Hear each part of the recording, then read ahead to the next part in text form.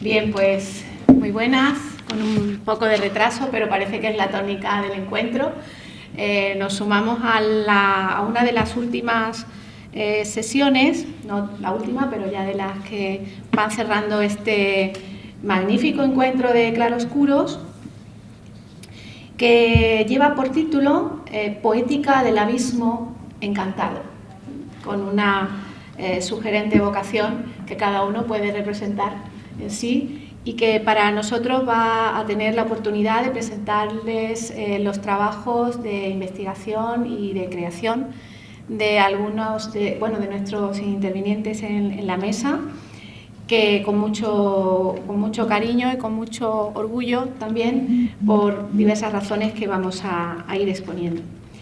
Tiene en primer lugar la palabra Beatriz Serrano, pero la va a presentar mi compañera de mesa, la profesora Azucena López Cobo, que es miembro del Grupo de Investigación Andalucía Literaria y Crítica, del cual yo soy responsable, soy Belén Molina, para quien no me conozca, y estamos muy agradecidas de la invitación que Claroscuros y su organización ha tenido a bien hacernos. Así que sin más dilación, para no retrasar más, Azucena, puedes presentar a Beatriz. Gracias. Hola, buenas tardes a todos.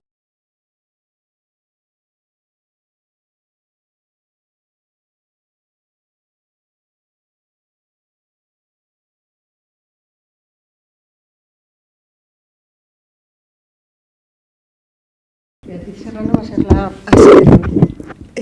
la primera persona de las tres que tenemos aquí hoy que va a intervenir. Es docente en danza española en el Conservatorio Superior de Danza de Ángel Perisset, es titulada en Pedagogía de Danza Española y máster en Creación Audiovisual y Artes Escénicas de nuestra universidad.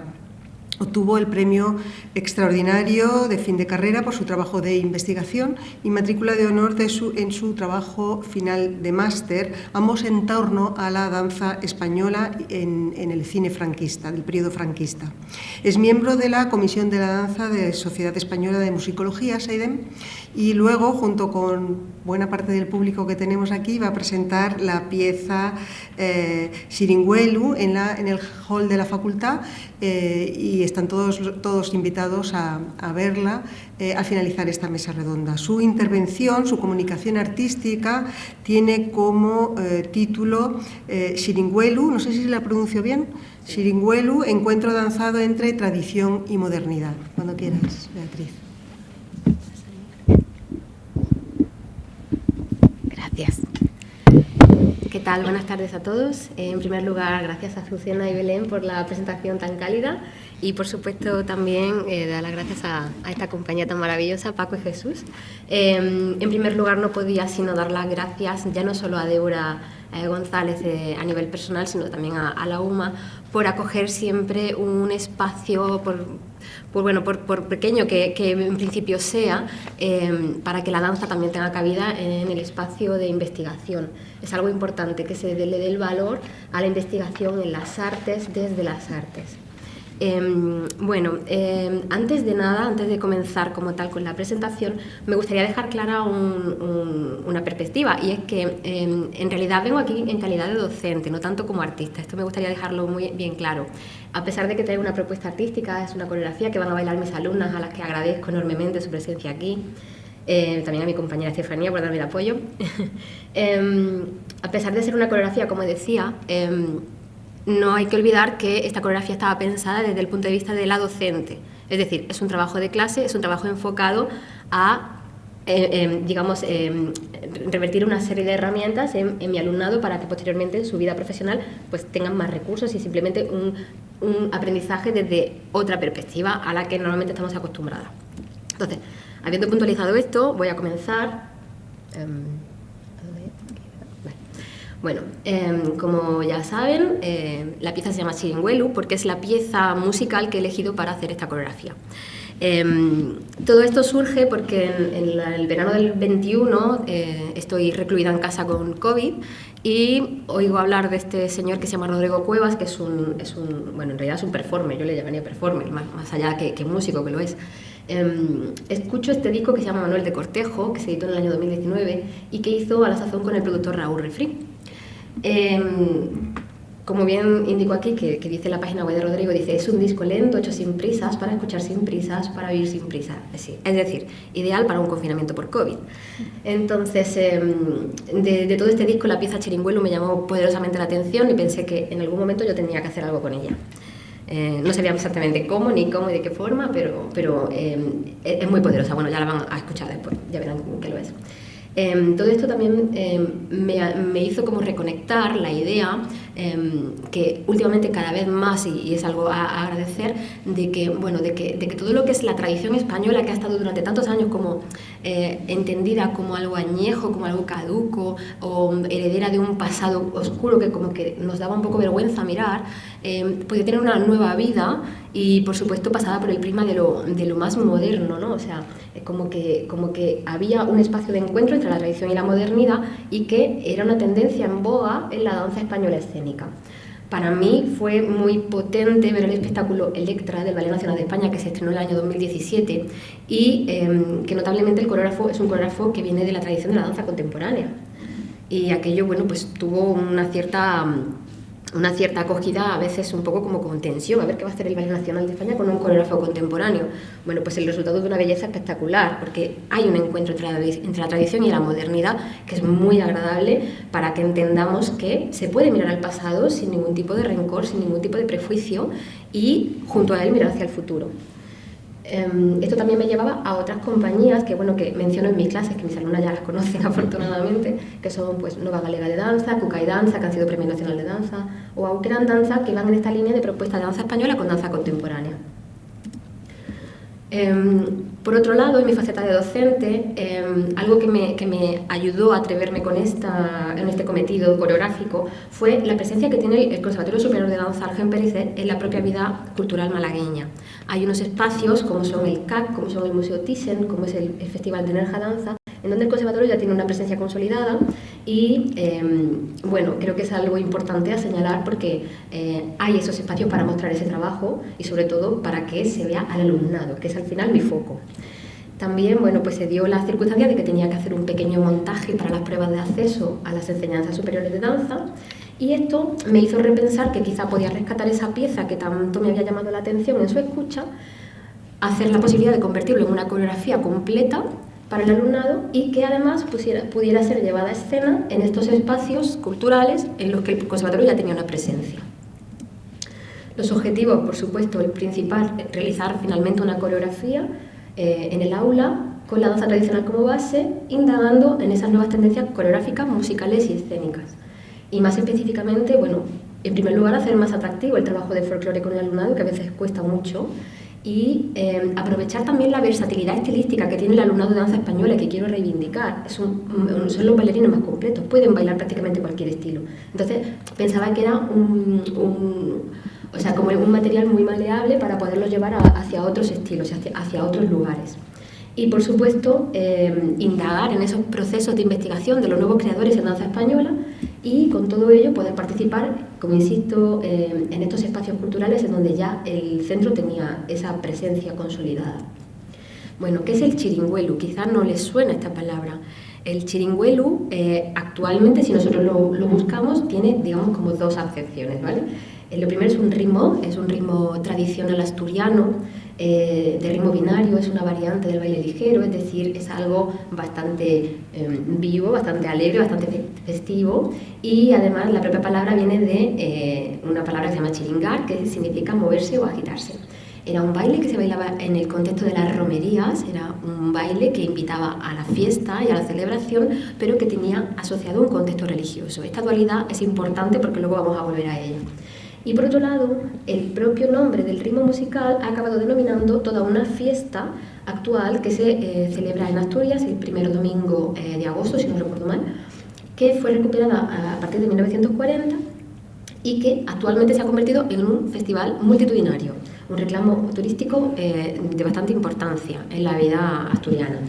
Entonces, bueno, claro, hemos pasado de una romería pues de familias que construían sus casetas de madera y que tenían como ese espacio de encuentro colectivo con la gente de su comunidad, a que pase a ser un festival masivo con muchísima afluencia extranjera, que no siente esas identidades tan propias, evidentemente, y que ha dado lugar a espacios de convergencia musicales y coreográficos pues actuales, como pueden ser la música electrónica. Entonces, bueno, he rescatado una cita que para mí fue como muy llamativa del periódico de la Nueva España, que dice: el propósito de los asistentes al Chiringuelo era sencillo, y dice uno de ellos: venimos a pillar la mayor borrachera de nuestra vida. Creo que con esto ya queda todo dicho.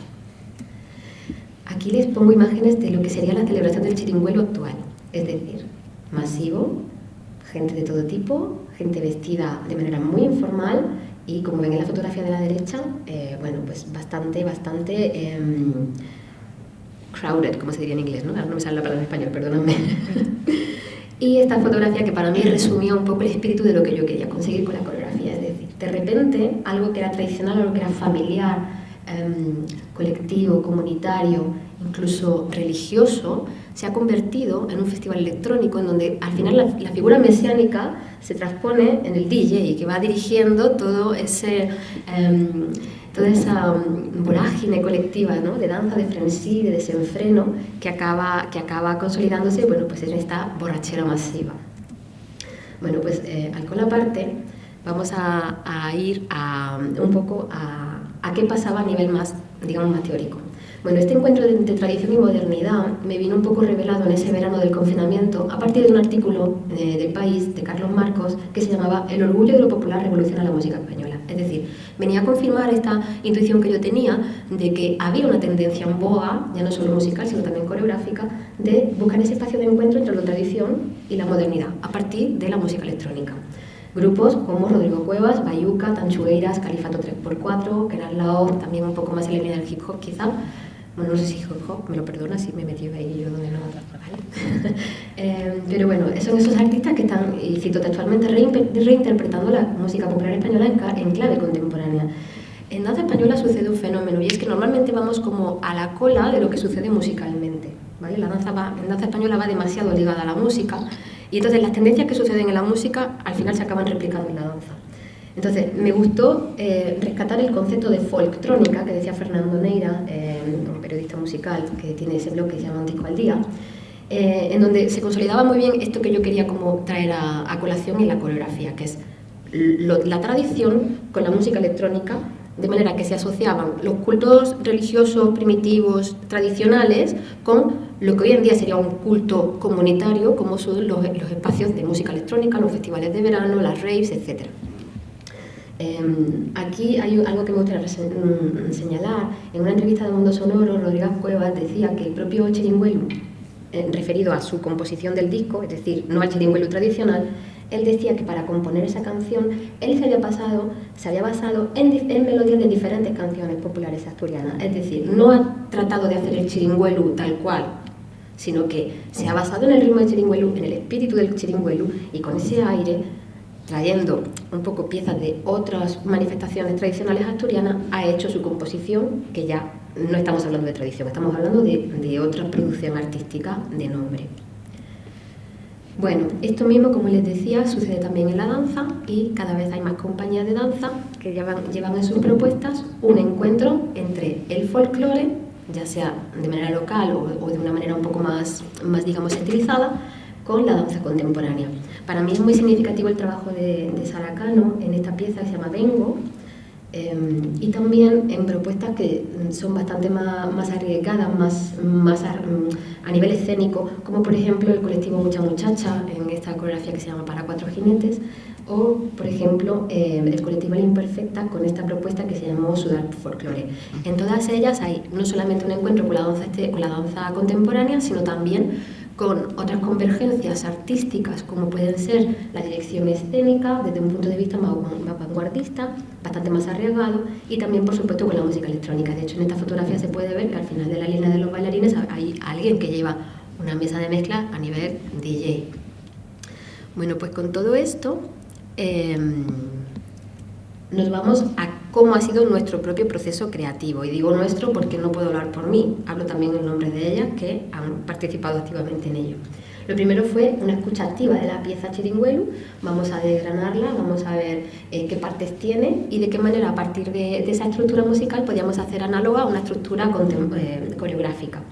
Entonces, por otro lado, había que hacer una especie de investigación de campo, aunque sea a pequeño formato, de qué es el folclore asturiano, qué danzas hay en el folclore asturiano y qué patrones de características formales podemos encontrar en todas esas danzas. Es decir, si hay un patrón de brazos común, si hay un patrón rítmico común, pasos que aparezcan en diferentes danzas o pasos que sean como muy identificativos. Vimos que había una gran variedad, aunque es verdad que había varios de ellos que eran como muy significativos y que por supuesto hemos recuperado e incorporado en la coreografía. Entonces, en base a ese esquema estructural que nos proporcionaba la canción, hicimos un esquema estructural coreográfico y ese montaje fue progresivo. Generalmente fuimos en el orden que sigue la canción. Y me gustaría también destacar el hecho de que tuve una ayuda, que es de un compañero que se llama Daniel Torres Trimayes, que pues no ha podido estar aquí, pero bueno, es un compañero, es docente y coreógrafo de danza contemporánea que me iba a ayudar con esa parte que yo no domino, evidentemente, porque yo soy profesora de danza española, no de danza contemporánea. Entonces, claro, quería servirme de alguien que fuese especialista en la materia, sobre todo para que esas partes que incluían un montaje coreográfico más específico pudiera transmitirlas a las alumnas de manera más concreta y mejor hecho. Entonces, bueno, pues desde aquí concederle a Daniel ese papel de colaborador necesario en todo este proceso creativo. Entonces, él sobre todo lo que se basó fue en un par de pequeñas secuencias de la coreografía que incorporaban tanto cogidas como trabajo de suelo, que son dos características de la danza contemporánea que, por ejemplo, la danza española pues, poco a poco va incorporando, pero que no son propias del estilo. Una vez que ya teníamos armada la coreografía, bueno, pues terminar de montarla, hacer, por supuesto, millones de ensayos, como todos ya podéis imaginar, y finalmente el estreno que tuvo lugar el 24 de abril en el CAC, el Centro de Arte Contemporáneo de Málaga, y esto, bueno, pues ahora me lleva a explicar otra parte importante de cómo yo quería la puesta en escena de la coreografía. También se estrenó un mes después en el Museo Thyssen, en el claustro que tiene, que bueno, pues daba un espacio también como muy acogedor, con una vista 360 y sin efectos de luz. ¿Por qué? Pues porque yo visualizaba esta coreografía para un espacio no convencional, es decir, yo no la visualizaba en un teatro porque quería ser, en cierto modo, fiel al espíritu de lo que yo quería contar con ella. Es decir, si estamos hablando de una danza colectiva que sucede de manera espontánea en contextos de romería, y si lo estoy asociando a festivales de verano, veraniegos, raves y tal, tienen también un espacio al aire libre, quería que la coreografía respirara igual. Entonces, bueno, pues esa fue como mi primera decisión en cuanto a la puesta en escena. Y finalmente, bueno, pues tuvimos que hacer una serie de adaptaciones coreográficas, por ejemplo, a la reducción del elenco en un miembro, ciertas disposiciones coreográficas que no acababan de funcionar, hubo que haberlas adaptado. Por ejemplo, hoy vamos a adaptar la entrada. Y finalmente un cambio de espacio en donde, bueno, pues al final la coreografía también era adaptable a un espacio de teatro a la italiana, un teatro convencional de 4 paredes negras y que también conllevaba un trabajo de iluminación escénica que en un principio en la concepción pues no estaba previsto. Y aquí, bueno, pues ya vamos al resultado final. O sea, ya la coreografía se ha estrenado, ya tenemos una muestra gráfica de esa coreografía y me ayuda a apoyarme en ello para que la puedan visualizar mejor. Esta primera fotografía es una fotografía que tomé yo de la función en el Museo Thyssen de Málaga, en donde podemos ver ya no solamente el espacio no convencional, sino también esta idea de la luz natural, que para mí era importante que la pieza la tuviera, para ser como lo más fiel posibles a esa idea primigenia, ¿no?, del espacio colectivo en el campo. Esta parte, por ejemplo, pues aquí la podemos ver también en una fotografía un poco más amplia, donde se ve precisamente esa luz y también la disposición del público, que para mí era también muy, muy interesante ver cómo el público rodeaba la coreografía y podía percibirla desde diferentes perspectivas. ¿Por qué? Pues porque al final los espacios tradicionales suelen ser espacios en donde no hay tampoco un frente coreográfico pretendido, sino que es un espacio de participación colectiva, espontánea, y al final el ámbito circular es lo que invita a ello. Y finalmente tengo aquí una fotografía del espacio donde tuvo lugar el estreno de la pieza, en donde es un espacio no convencional porque es un museo, pero en este caso en un espacio cerrado, sin con luz artificial. Pero bueno, también me gustaba ver cómo esta fotografía además es muy potente, porque bueno, tenemos esos cuadros de esos artistas que están colgados detrás y nos hacen como... para mí es como significativa porque como que valida, ¿no?, que la danza vaya ocupando también esos espacios culturales en donde parece que estamos como en los teatros, ¿no? Podemos ocupar el resto de espacios y la danza hay que darle también esa acogida. Por eso insisto, ¿no?, en agradecer que también tengamos presencia en un congreso de matisma científico. Y finalmente esta fotografía nos lleva a la última representación que hicimos de la pieza, en donde ya sí la bailamos en un teatro a la italiana, con caja negra, en la Sala Gade, que es el teatro que tenemos en el Conservatorio Superior de Danza Ángel Péricet, y en donde aparecen estas chicas y podemos percibir esa luz, ¿no?, una luz artificial que para mí era importante que fuese una luz cálida, que invitara a...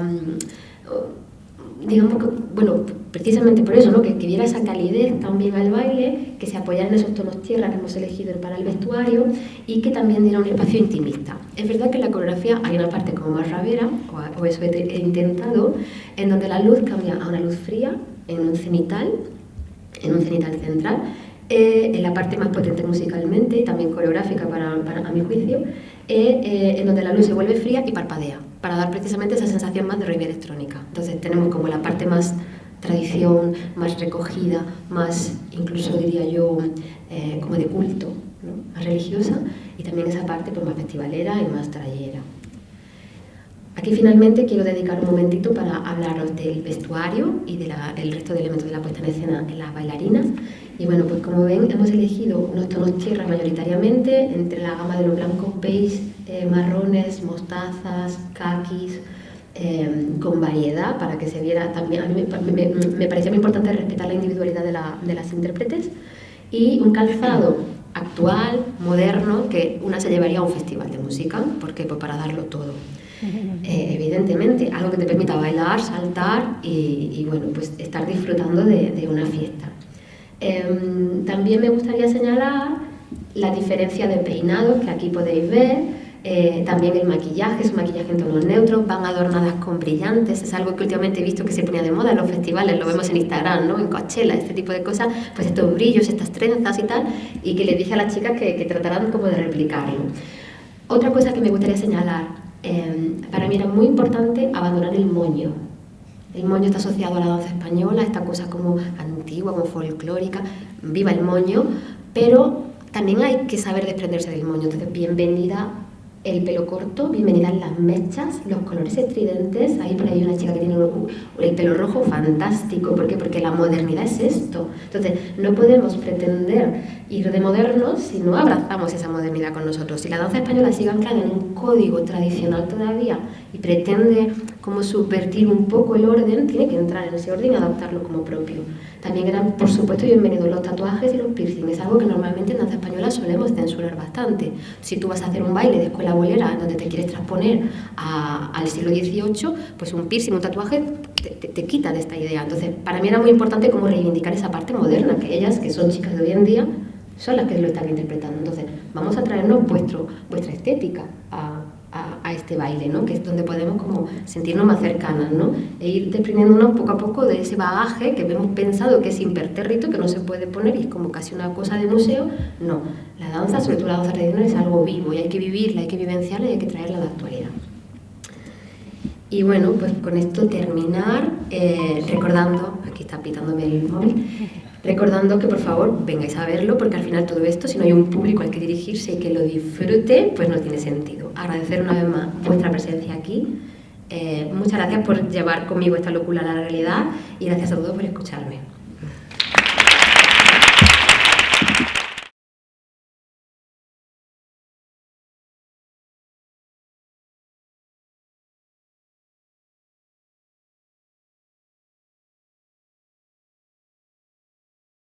Beatriz, muchísimas gracias por tu intervención, por ajustarte también al tiempo, por hacerlo todo tan claro y hacer visible lo invisible. Es decir, cuando el espectador va a una obra artística, sea lo que sea, ves un momento, ves una hora, ves un instante, donde detrás hay muchísimo tiempo de ensayo y, por supuesto, también de creación.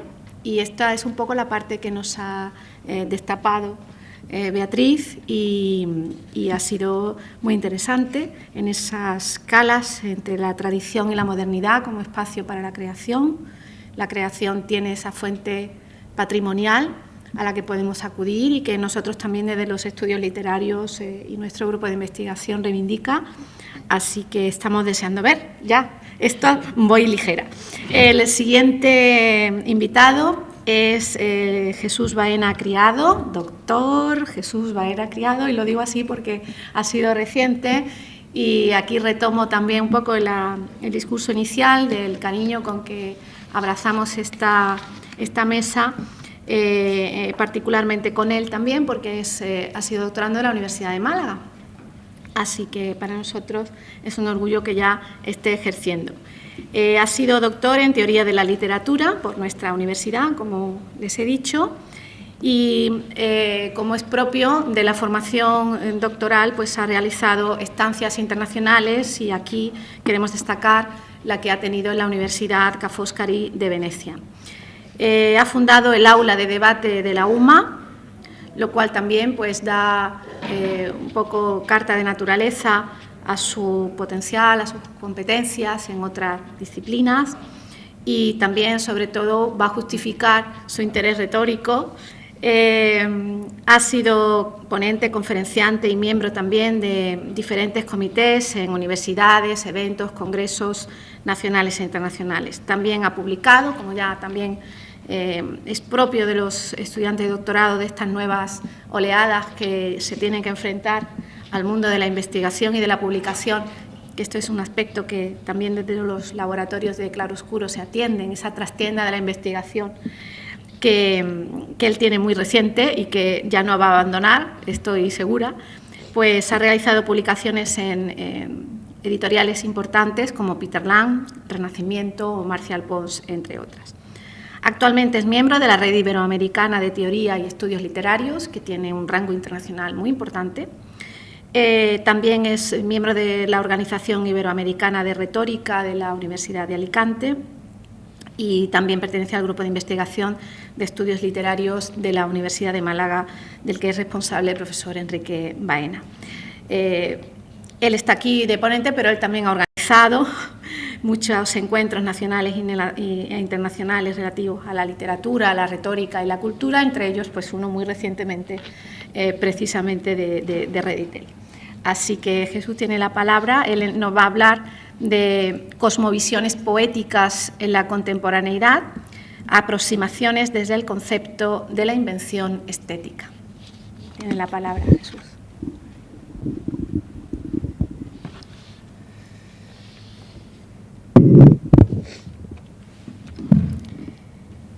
Muchísimas gracias, Belén, por la presentación tan cariñosa, y bueno, a todas las personas que me acompañáis en la mesa, a Beatriz, a Francisco, a Azucena, por supuesto, y a la organización del Congreso, en este caso también a Cristian como la persona que la representa y compañero del alma, compañero. Bueno, pues como os he dicho en la presentación, voy a hablar un poco pues, de las cosmovisiones poéticas, y también intentar abordarlo desde la invención estética, intentando ser lo menos aburrido posible, teniendo en cuenta que la teoría literaria no para todo el mundo es tan entretenida como lo puede ser para mí, o también para Cristian, como buenos compañeros que somos de área. Así que, aunque en algunos casos intentaré dar algunos apuntes que pueden ser más teóricos únicamente pues para orientar dónde estamos en el marco conceptual, me gustaría empezar trayendo a colación justamente pues lo que estaba comentando Beatriz, es decir, nosotros en definitiva cuando estamos frente a la realidad, a nuestra realidad, nos posicionamos frente a esa realidad como en una posición individual, ¿no? Yo creo que a mí me ha resultado especialmente de interés el cómo comentabas esa observación de la tradición y cómo la contraponemos no solo a la modernidad, sino al individuo en la modernidad. y cómo luego tenemos que intentar materializar esto de alguna manera, que puede ser a través del vestuario o en la búsqueda de espacios. Es curioso, ¿no? Porque un teatro es un espacio colectivo, pero en nuestra mente no es un espacio colectivo, ¿no? Entonces, la búsqueda de la materialización de estas individualidades es lo que me resulta de mucho interés, ¿no? Y es, grosso modo, lo que ahora explicaré, que es lo que intento denominar cosmovisión, porque también esto es un ejercicio creativo, probablemente en esto consiste el ejercicio creativo. Y como también voy a intentar hablar a lo largo de la exposición, la poesía no es otra cosa que creación. Otra cosa bien diferente es cómo se materializa la creación, ¿no? Pero etimológicamente, poiesis lo que significa es crear, ¿no? Y el propio Aristóteles decía que el arte de crear tragedias, el arte de poiein trágodos, de hacer tragedias, no tenía nombre. Y así es como se queda al final la propia denominación de todo aquello a lo que nosotros intentamos denominar poesía, que es puro hacer, puro crear, pero muy distinto es esa materialización de la creación, que en nuestro caso naturalmente la abordamos desde lo literario, es decir, una materialización lingüística, pero que no necesariamente lo poético se tiene que circunscribir o se debe concebir desde mi óptica solo desde una posición literaria, sino que desde toda su amplitud. ¿Y por qué? Precisamente pues por lo que... No me he puesto el tiempo, me vais a disculpar, porque yo ya me voy directo, ya lo pongo. ¿Por qué? Porque cuando nosotros intentamos materializar, después de todo, lo que nosotros transmitimos o lo que nosotros expresamos, no es únicamente una individualidad, sino que también dentro de esa individualidad existen un conjunto de interrelaciones, ¿no? que supera o que trasciende la propia identidad y que ya se va no solo a la identidad individual, sino a la identidad colectiva, y cómo desde esa colectividad también intentamos relacionarnos con el resto de colectividades, con la colectividad en sí misma, y cómo nos definimos a nosotros mismos, que creo que en cierta manera lo abordarás de manera probablemente magistral, y en particular creo que sobre lo queer, ¿no? Es decir, que también en cierta manera las líneas, ¿no?, de identidad sexual en este caso conforman este aspecto creativo. Y es una manera de definirnos y de recrearnos, ¿no? Únicamente, no solo de crearnos, sino luego de cuestionarnos y de recrearnos expresando nuestro yo, que es más allá de un yo poético, es un yo real, que luego materializaremos. Entonces, ¿cómo podemos darle un nombre desde la teoría de la literatura a todo este conjunto de conceptos, de ideas, de rasgos, de características que cuando nosotros ejercemos la creación trasladamos a lo que estamos materializando? Porque claro, yo en una obra artística, en un poema, por decirlo en su etimología, veo, por ejemplo, este espectáculo que ahora veremos en el hall. Pero en ese espectáculo, aunque se intente transmitir una idea, para que yo pueda transmitir y comprender esa idea, pertenece a un conjunto de ideas y a una forma de ser, que no necesariamente es un ente o un yo personal, puede ser un yo colectivo que lo observa. Entonces, ¿cómo le llamamos a eso?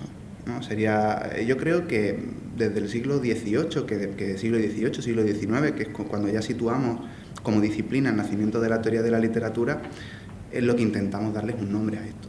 Es decir, ¿cómo le llamamos a esto? Ahora, bueno, está quizás más de moda el término cosmovisión. Yo la verdad es que no utilicé ese término conociendo que estaba de moda. Era por pura necesidad, era el que más se ajustaba a lo que yo quería transmitir por etimología, de nuevo.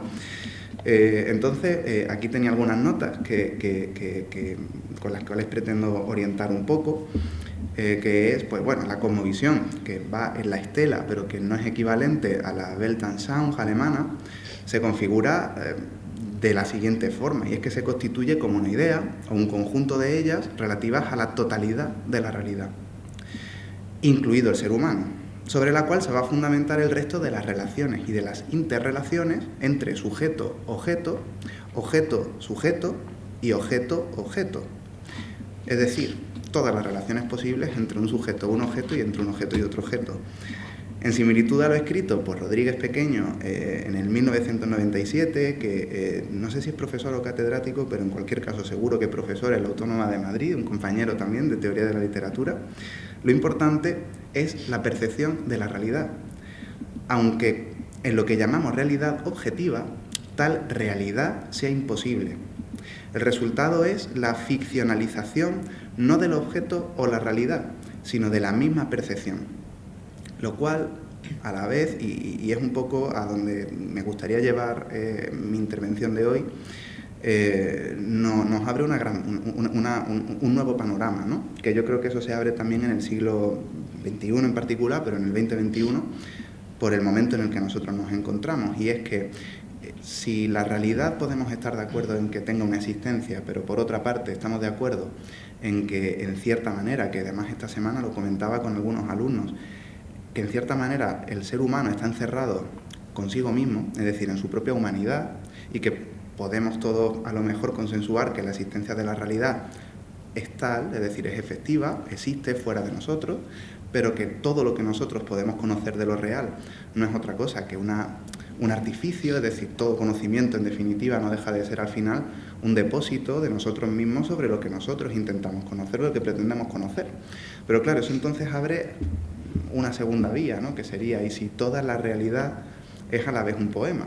Es decir, y si toda realidad de la cual nosotros podemos hablar no es otra cosa que un poema, es una creación, y por lo tanto no solo nos dirigimos hacia una realidad que creamos nosotros en la obra artística, sino que recreamos, porque ya la hemos creado previamente en nuestra propia identidad. Entonces, si en nuestra identidad, que a la vez está condicionada por muchos factores circunstanciales, accidentales, coyunturales, yo creo que también en la universidad o en la creación artística, al final siempre acabamos trascendiendo o procuramos trascender las fronteras de estos límites, ¿no?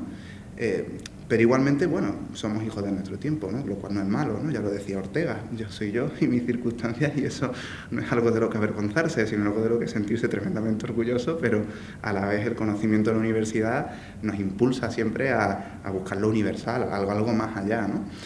Pero bueno, como decía, estamos ahí concibiendo un conjunto de ideas y una manera de crear y de conocer, pero teniendo en cuenta que la propia realidad a la cual nos aproximamos no deja de ser una forma de expresarme yo mismo, por lo cual aquello que observo no es otra cosa que otra manifestación del yo, y por lo tanto también estaríamos ficcionando esa percepción o esa manera de ser, ¿no? Que también en parte, y ahora, ¿no? Fijaos, ¿no? La relación esta de cómo se relaciona el sujeto el sujeto, y el cómo va a encajar justo con lo que comentaba, ¿no? Con el irse a una romería, y cómo el concepto tradicional de romería, en lo cual encontramos una tradición, ahora, por nuestra concepción de lo que implica una reunión social, acaba mutando.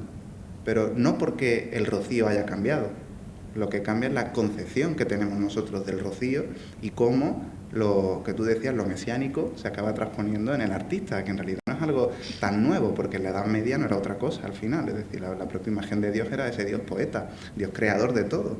Entonces en realidad no es algo tan distinto. Volvemos otra vez a ideas muy parecidas. Entonces, bueno,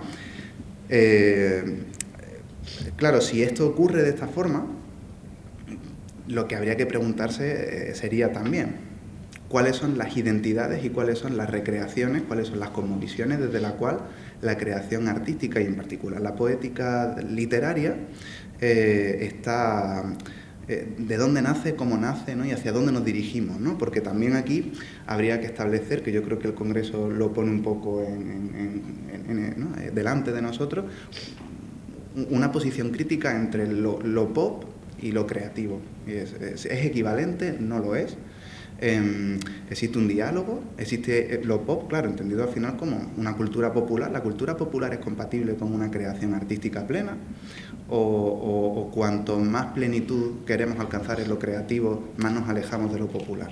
Porque también es esa gran pregunta. Y es legítimo entonces que lo popular lo consideremos creativo por el hecho de que ya existe una recreación individual, ¿no?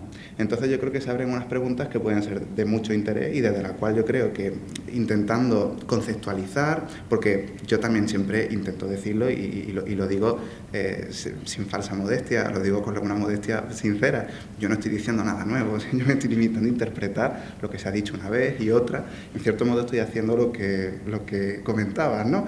E intentar traer a la actualidad conceptos que existen y que bueno, con los que ahora yo, como recién doctor, como comentaba Belén, tengo que lidiar y espero lidiar mucho tiempo. Entonces digo, bueno, mejor que nos familiaricemos y me sienta cómodo con ellos. Y entonces, claro, en esa búsqueda de la comodidad académica y de la armonía conceptual, pues nos encontramos que decimos, bueno, en el caso de la literatura, la lengua, ¿no?, acaba operando al final como una herramienta, ¿no? Como por ejemplo yo creo que puede ser en el caso de la danza, ¿no? El movimiento no es otra cosa que una herramienta que por sí mismo no tiene un sentido. Hoy significa una cosa y mañana puede significar otra, y hace 200 significaba otra o no.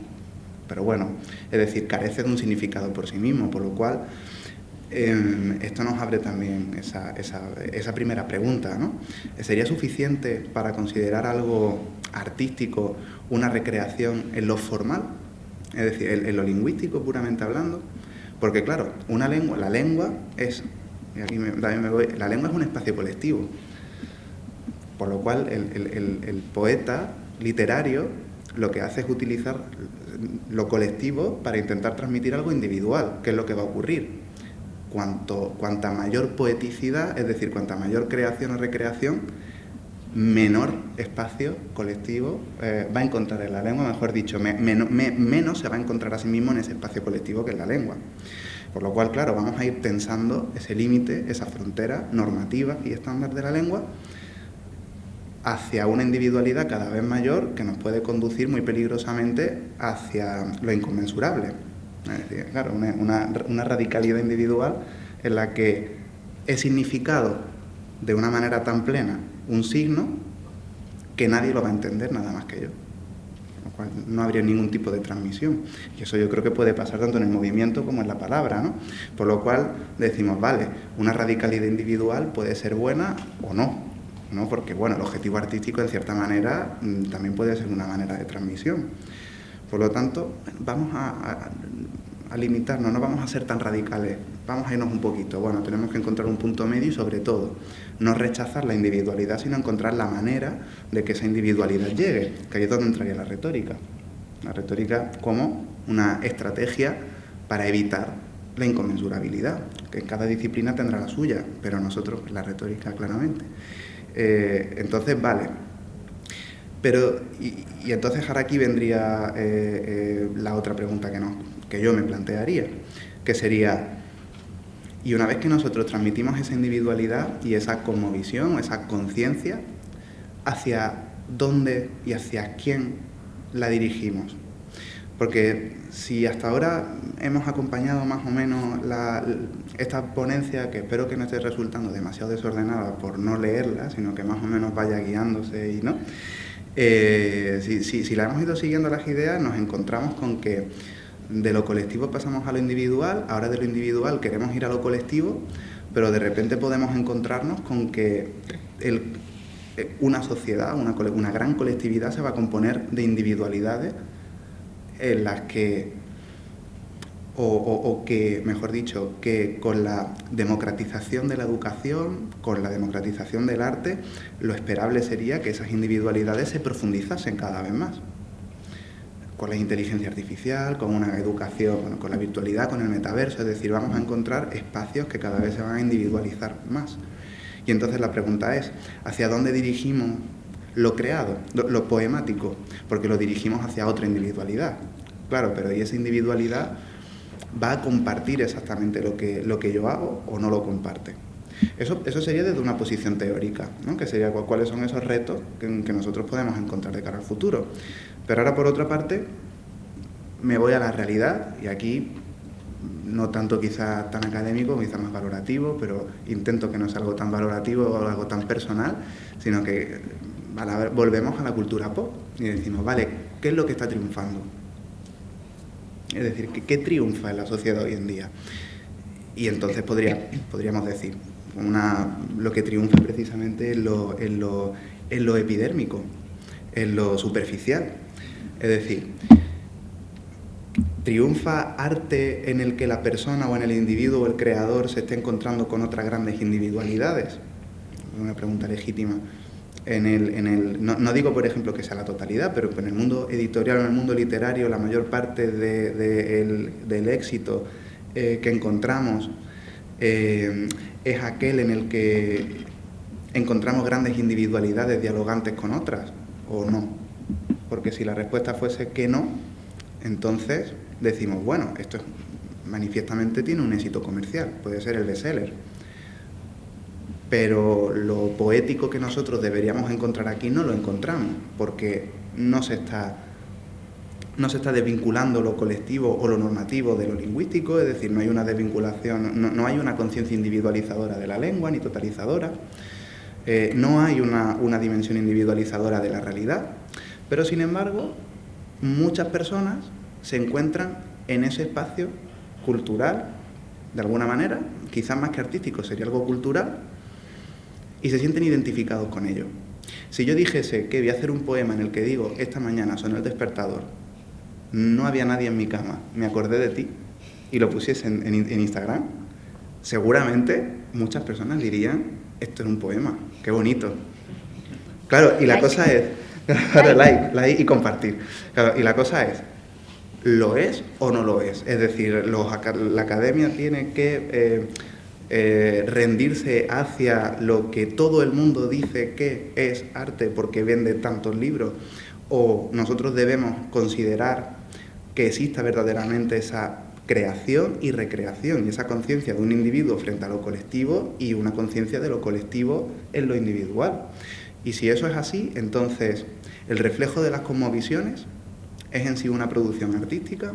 ¿Y hacia dónde nos dirigimos? Nos dirigimos hacia un diálogo dentro de un marco colectivizado o dentro de un marco individualizado. Y esas individualidades, ¿cómo las vamos a comprender? ¿Y cómo se van a relacionar entre ellas? Y sobre todo, ¿cómo las vamos a estudiar desde nuestras posiciones? Porque, y ya con esto voy a concluir con esta idea, creo que no sé si me quedará algún minuto porque no lo puse, pero me quede o no, con esto dejo aquí la ponencia, porque aquí a donde yo quería llegar. Si nosotros nos vamos a acabar individualizando tanto, ¿no? Yo creo que además, en el caso de lo queer, yo creo que se puede ver con una claridad pasmosa, porque las identidades muchas veces sexuales también llevan a la configuración de identidades personales que acaban siendo muy inconmensurables muchas veces entre ellas, ¿no? Y si eso lo extendemos a todos los planos vitales, como por ejemplo también la reinterpretación de lo tradicional, ¿no acabaremos convirtiéndonos nosotros mismos en una performance de nosotros mismos? Claro, es decir, y sobre todo, no nos acabaremos nosotros poetizando en el propio sentido literario de la palabra. Aquí estoy siendo un poquito más restrictivo que antes. Ya no me estoy yendo a un ámbito general de lo poético, sino literario. Porque al final nombramos, y cuando nosotros estamos nombrando las realidades, nos nombramos a nosotros, creamos la realidad, por esa ficcionalización constante. Entonces, al individualizarnos, no estamos haciendo esa performance, y a la vez el poema no es en sí misma una performance, un acto performativo respecto a la realidad. Entonces, estas son las cuestiones con las que termino. Ahora supongo que luego, cuando ya hablaremos, habrá algún debate. Y bueno, muchas gracias por vuestra atención y ha sido un placer. Gracias.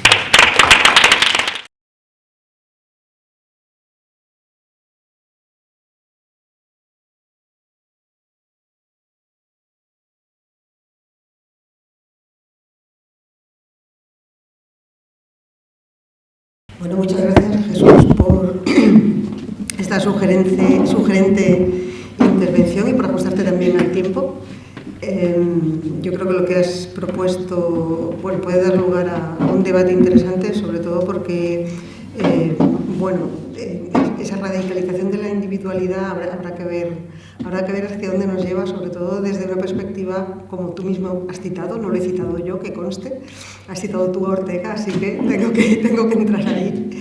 Efectivamente, cuando Ortega decía yo soy yo mi circunstancia, lo que estaba diciendo es si la circunstancia cambia, yo cambio. Entonces, me ha gustado esa visión que has dicho de si la concepción del rocío ha cambiado, en realidad lo que ha cambiado es nuestra concepción del rocío, porque la circunstancia ha cambiado, la realidad ha cambiado y, por tanto, mi visión del rocío cambia, ¿no? Que es lo que Beatriz ha estado una y otra vez proponiendo, ¿no? Esa traer tradición a la modernidad y leerla desde la modernidad, es decir, leer el rocío de hoy desde lo que fue el rocío, leer las danzas asturianas de hoy desde donde vinieron, ¿no? Desde donde fue la tradición. Ya hablaremos de esto después. Vamos a avanzar, vamos a continuar. Ahora tenemos a Francisco Rodríguez Sánchez, que nos va a hablar desde el margen. Se titula así su ponencia, Habitar el margen y transgredir la frontera, reflexiones en torno a la poesía queer contemporánea.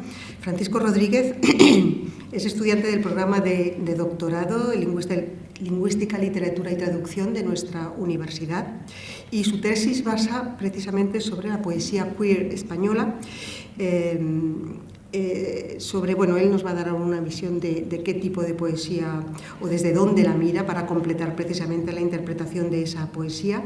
Es miembro del Instituto Universitario de Investigación de Género e Igualdad, el HUMA, de nuestra universidad, y es también miembro de nuestro grupo de investigación que lidera precisamente Belén Molina, Andalucía Literaria y Crítica, textos inéditos y relecciones.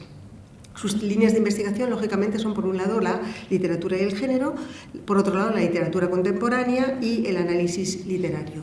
Es además miembro del Toro Celeste, de la editorial El Toro Celeste, también malagueña.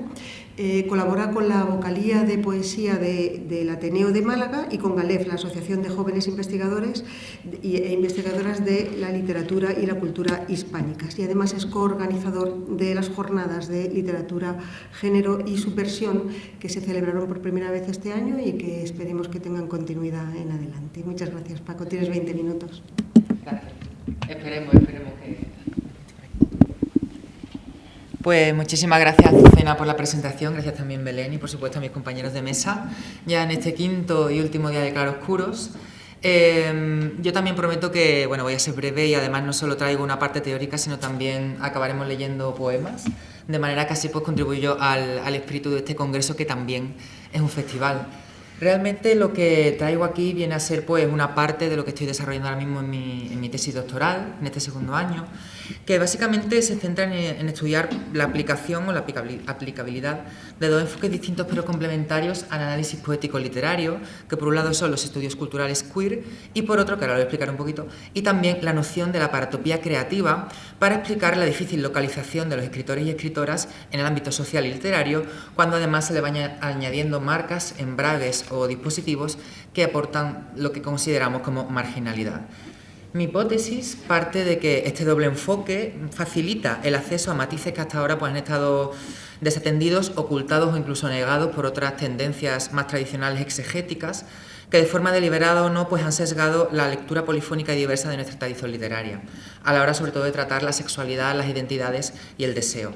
Las obras y los textos citados pertenecen a autores y autoras del siglo XX y XXI, tanto de España como de Hispanoamérica, que han sido escogidos sobre todo por su alta representatividad e idoneidad queer, sean canónicos o no, dentro de los estudios de género centrados en la literatura, por recoger, tanto en su vida como en su obra, estas marcas, que ahora veremos cuáles, que permiten ser abordadas desde la paratopía.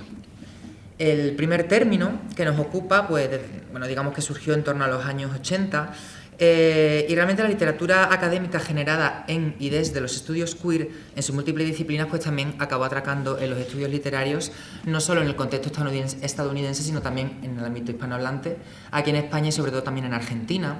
Y dentro de los autores en los que apoyo mi investigación sobresale por supuesto Judith Butler, quien destaca que la fuerza de la palabra queer reside en el empleo generalizado que las sociedades homófobas habían empleado para señalar, pero también para convertir en patológica a toda aquella persona que se salía de la heteronorma. Es decir, ese conjunto de reglas de comportamiento, conductas y tareas que cualquier individuo dentro de un sistema de heterosexualidad obligatoria no cumplía, aunque ahora se utilizan sobre todo los términos falocéntrico, patriarcal o el más actual cis heteropatriarcal, que recoge los tres elementos de este modelo imperante. El término queer, además, es bastante escurridizo y maleable por su propia naturaleza y también por todas las acepciones que encierra, tanto en el idioma original, que es el inglés, como las interpretaciones que se le han dado en español, aunque la definición desde la que yo parto consiste en un posicionamiento político y epistemológico que llama la atención hacia aquellas ficciones de identidad que estabilizan o desestabilizan todas las categorías identificatorias. Como Annemarie Jagosa afirmó, queer no es tanto una identidad, sino una crítica a la identidad, Por tanto, las teorías o los estudios queer pueden explicar cómo aquella elaboración teórica de la disidencia sexual y la deconstrucción de las identidades estigmatizadas, que a través de la resignificación del insulto consigue reafirmar que la opción sexual distinta es un derecho humano. Y ya pues esto lo voy a saltar un poco. Y en cuanto a las definiciones de lo que podemos considerar como literatura queer, yo sobre todo aplico la de José Amícola, este autor e investigador argentino. Y él sobre la literatura o escritura queer comprende aquellos textos en los que se manifestaría de modo explícito la fragilidad de un sistema binario estable en el terreno de la sexualidad. Por ello, partiendo de textos disruptivos sexualmente, la lectura queer de estas obras literarias permitiría poner de relieve en qué medida las sociedades exigen cada vez más una ampliación de los límites de lo pensable en el campo de la sexualidad y, por tanto, de las identidades y del género. El propio Amícola diferencia que existen obras abiertamente queer con la voluntad de serlo, al igual que hay textos más herméticos o que no nacen con esa voluntad explícita para constituirse como tal, y más si atendemos a obras de principios del siglo XX o sobre todo de siglos anteriores donde este término pues, evidentemente no existía. Aclarado todo esto, deseo volver al título de mi comunicación en esa primera frase en la que hablo de habitar el margen y transgredir la frontera. En el análisis de la poesía queer contemporánea, la relevancia de términos como margen, límite, frontera y umbral encuentra su respaldo en diversas investigaciones. En este contexto, de nuevo, la obra de Judith Butler nos sirve con ella accedemos a un marco teórico sólido para comprender cómo las identidades queer desafían y reconfiguran los límites impuestos por la sociedad, representando sobre todo los espacios excluidos y periféricos. Asimismo, los estudios de José Esteban Muñoz, como se presenta en su trabajo Desviaciones, el discurso queer en la teoría, aborda la noción de margen para examinar las estrategias subversivas utilizadas por la poesía para resistir esas normas sociales. Otra investigadora en la que más me he basado es Gloria Anzaldúa, que en su obra Borderlands, la frontera, enriquece la comprensión de este término de frontera al explorar las intersecciones complejas de las identidades queer con otros aspectos como son la raza, la clase o la capacidad/discapacidad, y sus ideas pues, son fundamentales para esta poesía porque transgrede y desafía las estructuras dominantes. Y en relación al concepto de umbral, este último se presenta como un espacio de transición y de transformación, sobre todo, desarrollado en la obra de Eve Sedgwick, conocida como Epistemología del armario. En ella ofrece una perspectiva esclarecedora de cómo la poesía sirve de umbral para invitar a lectores y lectoras a cuestionar las categorías tradicionales y a ingresar a nuevos territorios de comprensión de las identidades sexuales y de género.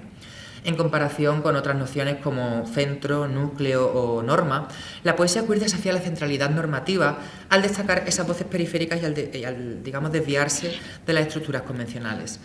Estos términos a menudo imponen limitaciones, mientras que los otros, como margen y frontera, abren espacios para la diversidad y la disidencia, revelando la riqueza de experiencias y perspectivas existentes más allá de los confines establecidos. Y sobre esto pues, han surgido varias teorías bastante reveladoras. Yo sobre todo me he centrado tanto en la heterotopía de Michel Foucault como en el no lugar de Marc Augé. El primero se trataría de un lugar o un conjunto de lugares concretos en los que se juxtaponen otros lugares incompatibles en un principio, y la segunda teoría, son aquellos espacios de los que es imposible apropiarse ni con lo que las personas se pueden identificar, aunque siempre se habla de espacios físicos y no se problematiza si podemos vincularnos o no o pertenecer o no a dichos espacios. Ahora bien, el segundo pilar metodológico y teórico de mi tesis lo constituye la paratopía creativa. Esta perspectiva teórica y práctica desarrollada por el lingüista francés Dominique Meguenot, él la desarrolló en el año 2004 en su obra El discurso literario, paratopía y escena de enunciación, y más tarde en otra obra, Encontrar su lugar en el campo literario, paratopía y creación, del año 2016. Su aportación epistemológica ahonda en la relación entre autora y autor, su proceso creativo y también la recepción de su obra en su contexto circundante, tanto el social como el literario. Pero claro, para él esta interacción al final redunda en un conflicto. Y ese conflicto y paradoja se genera, y cito, ya que el escritor o escritora es alguien que no tiene un lugar en el que estar, en ambos sentidos de la locución, y que debe construir el territorio de su obra a través de este mismo defecto. Su enunciación se constituye a través de la propia imposibilidad de asignarse un lugar real. De esta manera, la situación de los creadores o de las creadoras se vuelve por sí misma problemática, pues su localización es paradójica al no poder desligarse de la sociedad para situarse al margen, debido a que esta propia sociedad es quien legitima y verifica la obra. Es un poco lo que hablaba Jesús de esa radicalidad individual o llegar a lo inconmensurable si al final tu obra es recibida por una población, por una sociedad, por un círculo. Entonces, si te alejas al margen y tu discurso es incomprensible, al final, ¿quién te constituye como creador o como creadora? Pero entonces, claro, a la vez, como es esa sociedad la que lo legitima, no se pueden terminar de desprender de ella, por mucho que quieran, pero a la vez no se integran por todas estas marcas de marginalidad que aquí vienen enumeradas. Así, las autoras y los autores, tildados de excéntricos, marginales o solitarios, pueden distanciarse, pero al final sigue siendo esa sociedad la que lo legitima. Y como en toda producción literaria, la situación vital y el bagaje de quien escribe no son determinantes para tratar unos temas u otros, pero sí que actúan como punto de partida para configurar el universo de la obra como extensión de esa condición paratópica. Y esta paratopía pues se divide a su vez en espacial, esta es la principal, paratopos, topos como lugar, y además se identifica a través de las marcas o de los embragues de nómada, exiliado o de aquella persona que no pertenece al lugar o que siempre se ubica en espacios marginales y fronterizos. Esta es la principal que destaca Meguenot. Y derivada de esta se encuentra la paratopía lingüística, introducida pues como la situación conflictiva derivada del empleo de una lengua que no es la propia, aunque esto lo podíamos discutir, o que no es la lengua supuestamente materna de la persona que escribe o la que utiliza en su discurso. En cuanto a la paratopía temporal, la tensión se traslada a un tiempo que no es el tiempo del creador, pero tampoco de sus personajes o del campo literario en el que se escriba, ya sea a modo de arcaísmo, pero también de anticipación, como dice Antoine Rodríguez. Y por último, la paratopía de la identidad es aquella que expone la situación de un sujeto que se separa de su grupo. Y gracias a las traducciones de Aina Pérez Fondevila podemos conocer que esta se subdivide a su vez en paratopía familiar, paratopía sexual y paratopía social, porque esta conjuga todas las figuras de disidencia y de marginalidad literal y metafórica. Y aquí es donde entran en escena los estudios queer, digamos, revalorizando los discursos que históricamente habían sido relegados a los márgenes sociales y literarios. Las teorías queer no solo se centran en el género y la sexualidad, sino que también exponen y problematizan pues todas estas cuestiones de raza, de posición socioeconómica, estado civil, tradiciones, religiones, nacionalismos, colonialismos y relaciones de poder. Entonces, ¿cómo lo aplicamos al ámbito literario y concretamente al poético? En primer lugar, yo lo que he hecho ha sido centrarme en los aspectos biográficos de aquellos autores y autoras que me han interesado a lo largo del siglo XX-XXI, y luego quiero comprobar también si en su poesía luego se trasladan esas mismas marcas paratópicas. El primero que os muestro aquí, este sí más conocido, es Emilio Prados, nacido en Málaga en 1899 y falleció en Ciudad de México en el año 1962, perteneciente al grupo del 27, y además aglutina dos líneas de la paratopía. Por un lado, la espacial, por esa figura del nómada o del exiliado, tanto por sus constantes viajes por Europa y España, como también pues, por terminar sus días en México, exiliado. Y además en su vida la paratopía social y sexual se aplica por dos motivos. Uno, por la enfermedad pulmonar que siempre estuvo acarreando, y eso desde el punto de vista capitalista imposibilita a un cuerpo a cumplir con todas sus obligaciones o lo que se espera de él, y por supuesto por su homosexualidad. Esto en su poesía, por supuesto, se observa de una manera velada. Estamos hablando de mitad del siglo XX o de principio del siglo XX hasta el año 60, pero sí que se ve, o digamos se traslada de una manera un poquito más reveladora en su diario íntimo, publicado en 1966. Y además, para Enrique Álvarez, un profesor americano, digamos que esta obra es testimonio de una masculinidad no hegemónica ya en el siglo XX, que nos sirve pues para acercarnos a la parte más personal del poeta y no tanto a su poesía. El poema que yo traigo pertenece a Cuerpo Perseguido, el título ya es paratópico de por sí, fue escrita en 1946 y no se publicó hasta el año 71.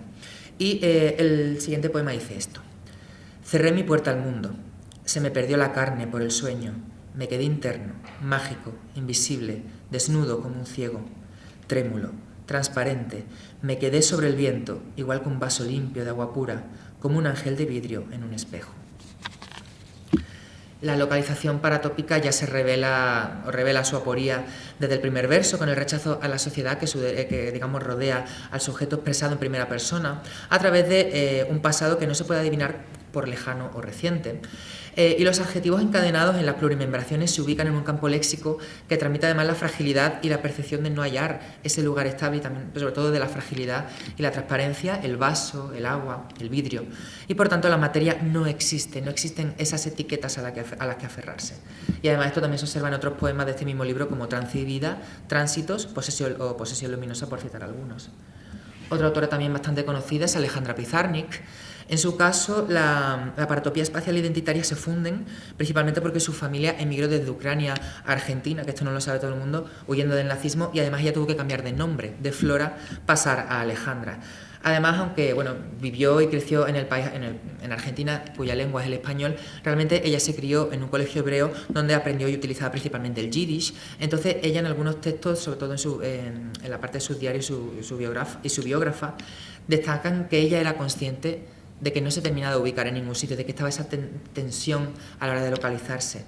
Y por supuesto, en cuanto a su parte más de la identidad o parte más social, los problemas que tuvo que lidiar con las drogas, sus adicciones y sus problemas psicológicos también, hacen que se le trate como un cuerpo enfermo o como una poeta maldita.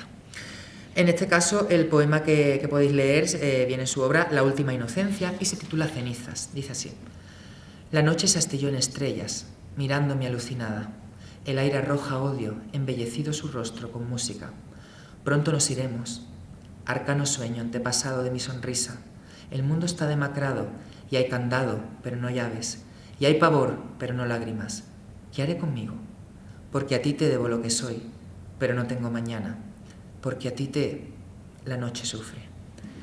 En este poema la Anunciación se ubica en el contexto de la nocturnidad, temporalidad esperable al ser conocido el insomnio que lidiaba Pizarnik, pero al alejar el componente biográfico, la noche también se convierte en telón y en personaje, pues el sueño desaparece para dar paso a la creación literaria que brota como si se tratara de una escritura automática, apuntada con pensamientos intrusivos que podían parecer inconexos cuando en realidad sí que guardan bastante relación.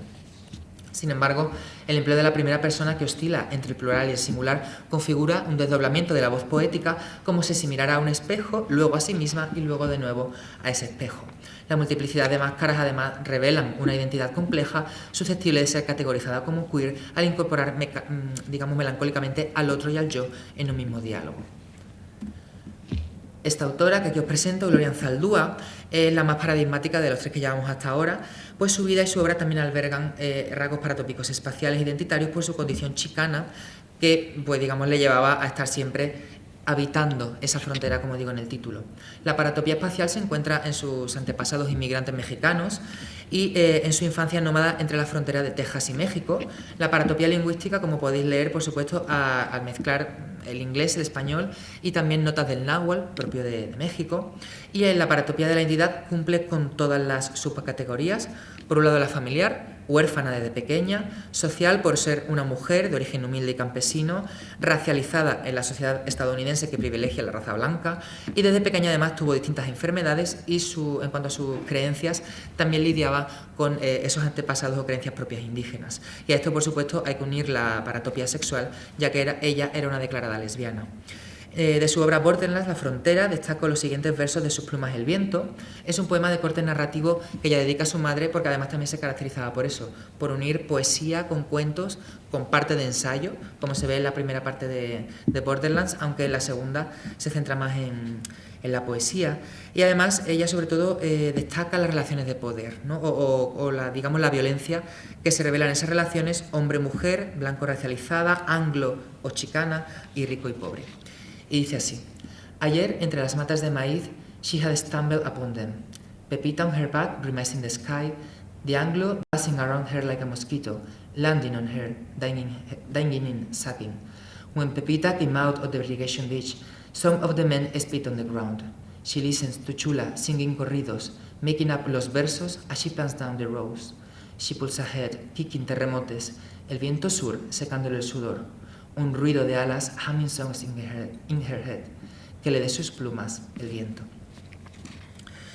Bueno, desde este punto de vista, Menguenot, digamos, lo que traslada Menguenot es que las violaciones recurrentes a las que se ve, digamos, obligada este personaje, al final crean en ella una marca paratópica de la identidad que la posicionan, digamos, en una posición, digamos, la trasladan a una posición mínima, ya que la otredad angla, blanca, emplea su poder y su masculinidad para imponerse sobre esa mujer chicana racializada y pobre. Y ya en último lugar, y termino, traigo este poema de Angelo Nestore, que es performer, editora, profesora de esta universidad. Cumple con la paratopía espacial al haber nacido en Lecce, Italia, aunque lleva muchísimos años afincada en Málaga y cuenta con la nacionalidad española. En su caso, el conflicto de la pertenencia y la no pertenencia a la nacionalidad es una constante en su producción poética y también en sus textos de corte más académico. Y además, en cuanto a su identidad, pues se identifica como una persona trans no binaria, y al mismo tiempo pues podríamos hablar de la paratopía familiar, que también lo traslada mucho en sus poemas. Yo no soy italiano, entonces voy a leer la opción que he traducido, que pertenece a su obra Hágase mi voluntad. El título también nos da una pista. Y dice así: dices que eres poeta porque lees las convocatorias de los concursos literarios, porque está escrito debajo de tu nombre en las mesas redondas a las que te invitan con dinero público y subvenciones. Hay algo de impostura en la ligereza de tu voz cuando suena el teléfono y todos los días le repites las mismas excusas a tu madre cada vez que te pregunta por el trabajo. Que para qué aprender tantos idiomas si no has entregado el currículum en la sucursal del banco que te dijo. Y tragas náusea como si fuese leche y sonríes como si alguien te viese en busca quizá de algo de ternura, del tacto de la cajera de tu barrio gentrificado, pero tú insistes para que tu madre comprenda la bondad del poema. Ya para terminar, aunque esta investigación sigue en marcha, considero por un lado muy eficiente y productivo aplicar este marco analítico para, digamos, ampliar los discursos poéticos literarios y también los estudios para ampliar el estudio de estos textos dentro de la filología hispánica, pues aportan mayor información para comprender los poemas desde una óptica paratópica y queer, ya que en más teorías la paratopía de Dominique Menguenot y los estudios queer albergan numerosos puntos en común que ayudan a construir la personalidad del sujeto creador que se ubica paradójicamente en los márgenes y transita por ellos, lo que ofrece una visión panorámica de nuestra literatura, poniendo en valor la producción y las problemáticas de los sujetos excéntricos. Al emplear la óptica queer y no tanto la etiqueta de la literatura gay lésbica o también la homoerótica, así se otorga valor y reconocimiento a los cuerpos abyectos y a sus realidades. No son simples poemas de amor entre hombres, de hombre a hombre o de mujer a mujer, sino aquella intención queer es la de sacudir los pilares estructurales en nuestras cuestiones de identidad, entre otras marcas. Otras aportaciones y conceptos con las que se relaciona este marco analítico en la filología puede ser la desidentificación, la literatura menor, la literatura del límite y del umbral, la heterotopía, los estudios chicanos, entre otros, siempre y cuando el foco se ponga en estas etiquetas del género, la sexualidad, etc. Y siempre que esos poemas o esos textos a los que accedamos, de una manera u otra, se salgan de la norma y, por supuesto, sean materia de frontera. Muchas gracias.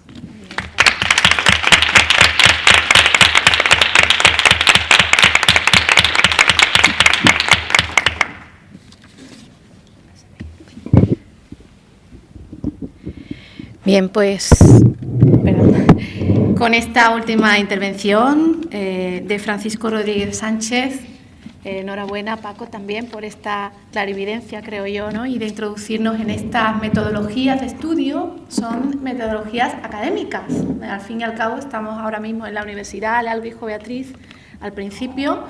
Y bueno, estas perspectivas que se están introduciendo ya en el ámbito de lo académico nos enriquecen. Podemos, desde un punto teórico, podemos valorarlas más o menos, pero realmente están enriqueciendo, iluminando, poniendo el foco de otra manera en los textos que probablemente los autores escribirían sin pensar en un público que los ratificara como artísticos, sino porque les sale y no, el creador no tiene más remedio que hacer lo que hace, porque si no, no sería.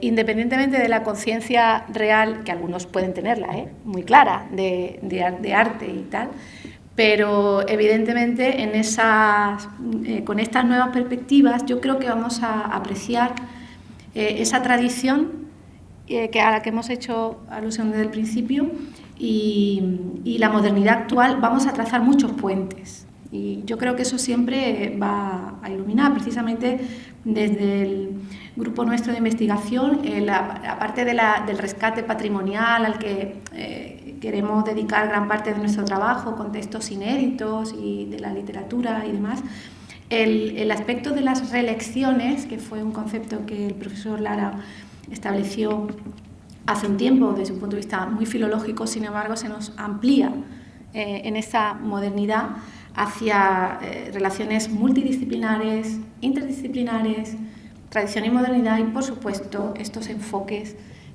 al estudio de género que intentan materializar, Jesús, lo que desde la teoría también se enfoca, ¿no? Y se intenta dar respuesta. Así que, bueno, creo que hemos cerrado bien esta mesa desde el punto de vista de las ponencias. Y antes de hacer la clausura, queríamos invitaros si tenéis alguna pregunta para alguno de los ponentes en la mesa. ¿Sí? Gracias. En primer lugar, dar las gracias a Beatriz por darme la oportunidad de acompañarte y comentar un poco así por encima diferentes aspectos que he recogido un poco de los tres ponentes, que me hacen llevar a pensar quizás aspectos que me he planteado en muchas ocasiones. Es decir, la sociedad actual nos impone, sobre todo a todos los que somos creadores, continuamente la palabra éxito. Éxito en el sentido de reconocimiento del público, de venta de libros, de un porcentaje alto de asistencia a los espectáculos, etc. Pero me lleva a plantearme si realmente, como decía Jesús, si yo quiero hacer una creación como intérprete o como creadora y quiero hacerla plasmando mi verdadero yo, ¿eso realmente vende? ¿Lo que está vendiendo en el público actualmente es lo que realmente es conocido a nivel social y tiene un valor a nivel de creación? Es decir, me lleva a una pregunta así un poco ambigua que no sé si os lo puedo trasladar a los tres. El micrófono. Gracias. Gracias. Bueno, a mí es que me han pasado multitud de pensamientos mientras os escuchaba a ambos, porque bueno, trataba como mentalmente de tender puentes, ¿no? entre lo que hemos venido a plantear los tres. Y en base a lo que decía, pues me he acordado de que yo como espectadora, si se me puede entender como una espectadora neutra, que no lo soy, evidentemente, me refiero cuando voy a ver espectáculos de danza, evidentemente parto de un conocimiento desde la práctica, desde la docencia, entonces pues no soy una espectadora neutra, pero poniéndome desde el punto de vista de público, me ha sucedido muchas veces, sobre todo en los ámbitos más contemporáneos, más quizá pues también un poco en los márgenes, ¿no? de la danza, ¿no? en espacios quizá más vanguardistas o tal, que me ha costado muchísimo entender la pretensión del artista y que necesitaba, como cuando vas a una exposición a un cuadro y necesitas leer la cartera para comprender el cuadro. Me ha pasado con muchísimas piezas de danza. Entonces, ¿hasta qué punto un proceso creativo en donde tú tratas de conectar tus pensamientos a través de la poética del movimiento y lo reviertes en un espectáculo que muchas veces se plantea hasta como un espectáculo inacabado, o sea, como un proceso? O sea, yo muestro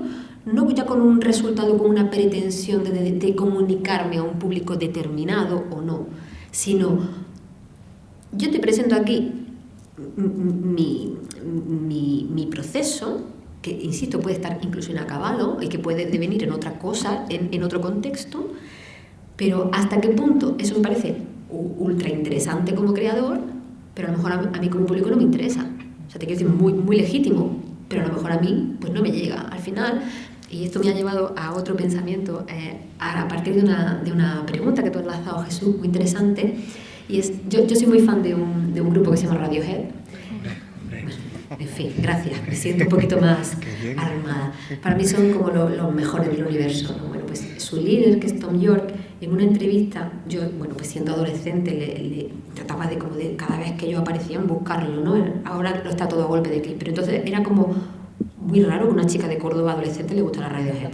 Bueno, pues de repente leí en una entrevista, o vi en una entrevista en MTV o algo así, una frase que a mí me resultó demoledora y que desde entonces yo, en lo creativa que yo puedo ser, insisto, yo no me considero creadora, yo soy docente, pero en todos los procesos creativos que yo he vivido como actriz, como bailarina, como coreógrafa, incluso como poeta, que en su momento lo fui, bueno, lo pretendí a lo mejor, que era lo siguiente, decía Anton York, yo hago una canción y luego te la doy a ti y tú lo conviertes en algo tuyo.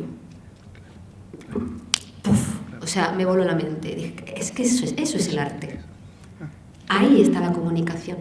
Yo produzco un arte determinado, pero si ese arte luego no hay un espectador que lo reciba y lo convierta en algo suyo, entonces la comunicación no se ha producido. Y si no hay comunicación no hay arte al final.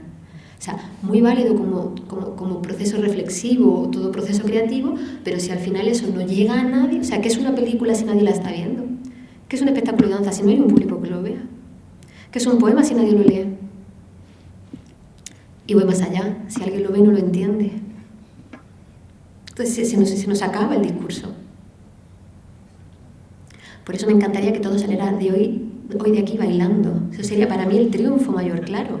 O sea, si de repente en un momento os apetece hacer así, para mí ya está ganado, porque he conseguido llevar toda esa propuesta a vosotros, a los espectadores potenciales. Y ahí reside la gracia del asunto. Si no, ya está. Puede ser muy interesante para la individualidad. Pero ¿y qué es lo colectivo? Al final los procesos del repertorio es eso, ¿no? ¿Qué poemas nos han quedado? Pues lo que realmente han significado a lo colectivo. Y a lo mejor no es el que más le gusta al poeta que lo creó, ¿no? Ahí lo dejo.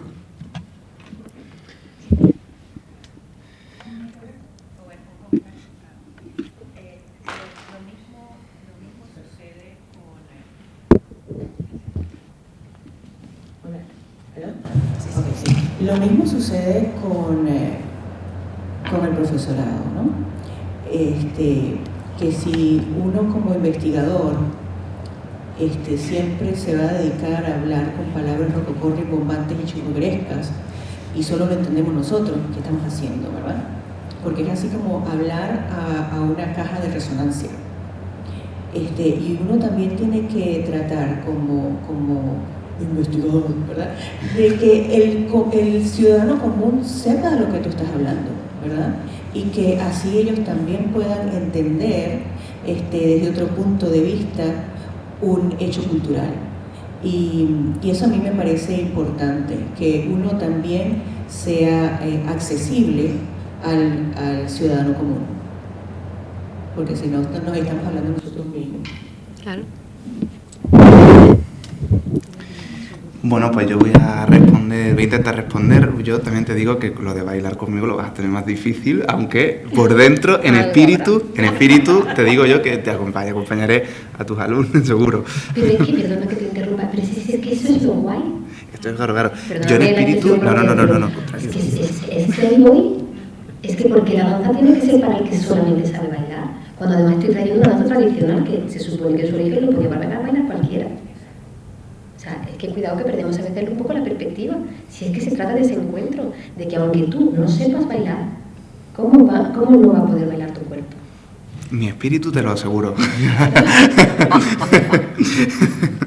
Y bueno, respecto a Radio Ojeda, además, bueno, me alegra compartir mesa con otras fans de Radio Ojeda. Entonces con Suspiria lo flipaste. Y con la última, la de Ánima, creo, me parece, ¿verdad?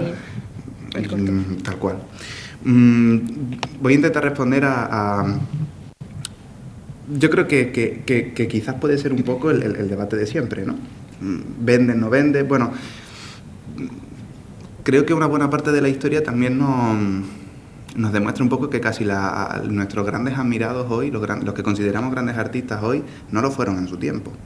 Y probablemente yo creo que un gran artista generalmente no suele ser muy valorado en su época porque trasciende su época. Es muy difícil comprender lo que una persona que se dirige hacia lo universal se entienda en un momento circunstancial. Claro, entonces estoy muy de acuerdo, sin embargo, que eso también me parece importante de cara al estudio literario o al estudio artístico, esa diferencia que estabas diciendo. Hay que tener muy claro que no es lo mismo expresar que comunicar. Toda creación artística es una expresión. Y la retórica lo que estudia no es la expresión, es la comunicación. La poética estudia la expresión.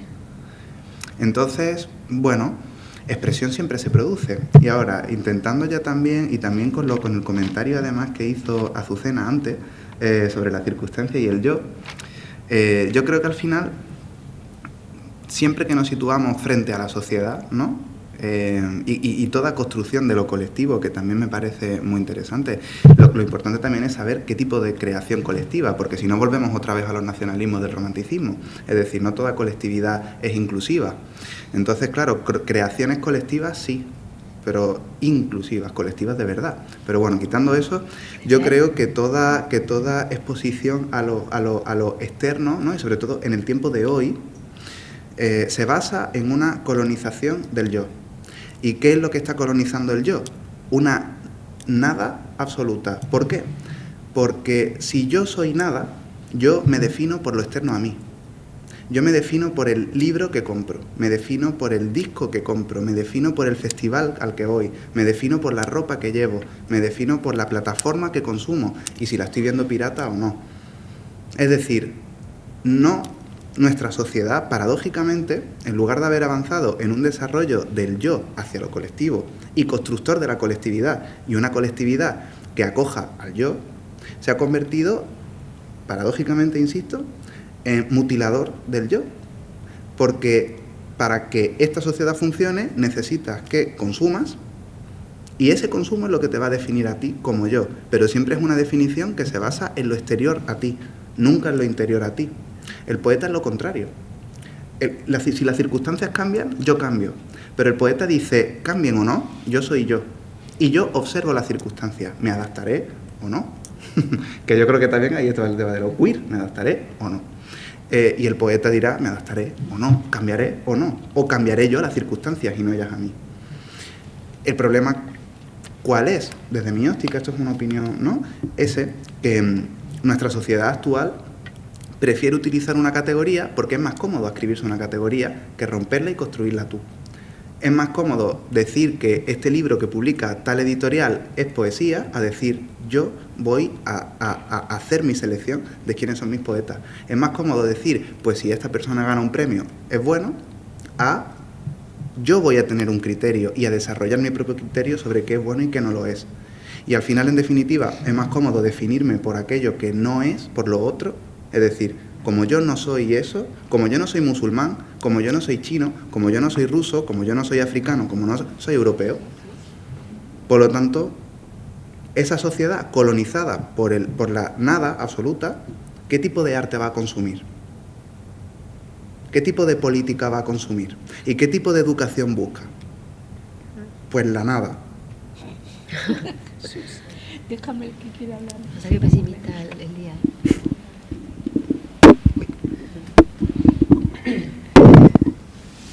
Bueno, Jesús, yo lo siento, pero me parece que tu visión es un poco derrotista. Es decir, toda la vida, desde que el concepto persona nos define como individuos, ahí tienes la máscara. Etimológicamente, persona es máscara, ya somos máscara desde el inicio. Que nuestra sociedad actual proponga lo que tú dices, eso es así desde que yo tengo uso de razón. El problema no es que la sociedad imponga sobre el yo, sino quién está proponiendo eso que la sociedad compra. Entonces, volvemos, y estamos hablando de literatura, estamos hablando de arte, volvemos al canon. ¿Quién establece el canon? Entonces, probablemente sean yoes, individuos que comunican, y comunican muy bien porque tienen sistemas de comunicación muy potentes de conexión con esa circunstancia, y cuando yo hablaba antes del yo y de la circunstancia, hablaba de la capacidad de resignificación del yo a partir de la circunstancia, que se produzca en sentido inverso, es decir, hay determinados yoes que tienen capacidad, poder, hablábamos de las relaciones de poder que hablaba Francisco, que tienen capacidad y poder para establecer un canon y para decirme, tú no eres nadie si no llevas estas zapatillas, tú no eres nadie si no llevas debajo del brazo este libro, porque da la medida de lo que tú lees. Bueno, yo llevo un libro debajo del brazo, lo puedo haber leído o puedo no haberlo leído. Como todo el mundo dice, no, yo ese libro lo tengo, ya, pero ¿lo has leído? Vamos a ver, ¿lo has leído? Y es más, ¿lo has entendido? ¿Ha quedado algo en ti de ese libro? ¿Has pasado tú por el libro? ¿Has pasado tú por la obra artística que nos va a presentar ahora Beatriz Serrano? Yo no quiero ser tan negativa al respecto. Lo que quiero... La gran diferencia es que la nada depende de cada cual. Entonces el yo ese individuo, eso que tú has llamado de profundizar en lo individual para compartir, si eso da lugar a un compartir nuestra propuesta artística, esa democratización del arte, como, por lo tanto, si el arte se democratiza y el arte lo que domina es la nada, eso es lo que será el arte. Yo creo que no, yo creo que el peso del individuo sigue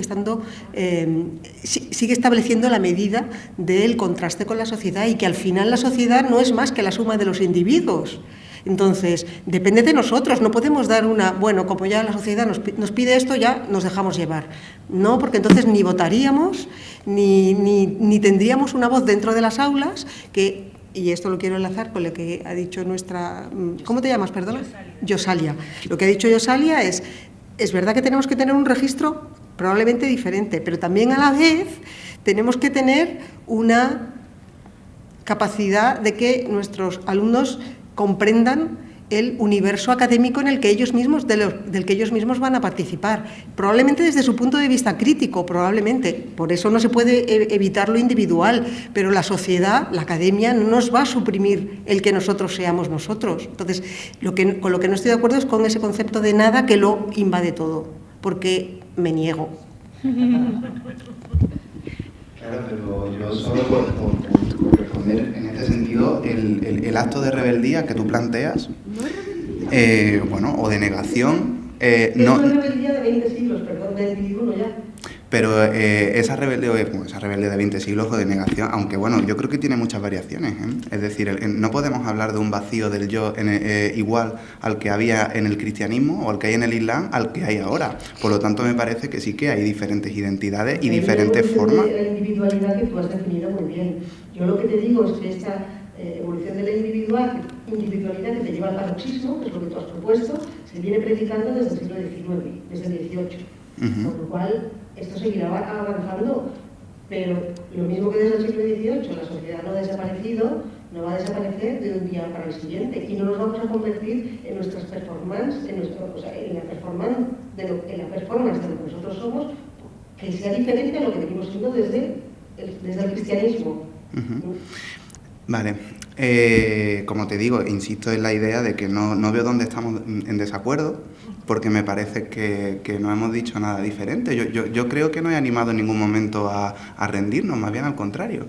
Entonces, el hecho, al final ambos reconocemos una circunstancia, porque reconoces que existe igualmente. Entonces, por eso digo que no sé dónde estamos en desacuerdo.